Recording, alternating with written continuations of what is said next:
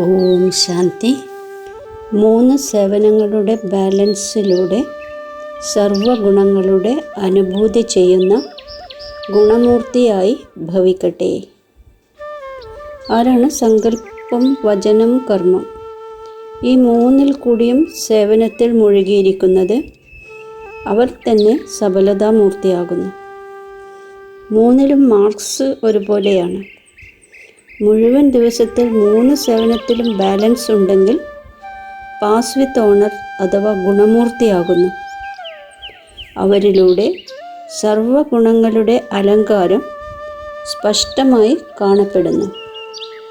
പരസ്പരം ബാബയുടെ ഗുണങ്ങളുടെയും സ്വയം ധാരണ ചെയ്ത ഗുണങ്ങളുടെയും സഹയോഗം നൽകുന്നവർ തന്നെയാണ് ഗുണമൂർത്തിയാകുക.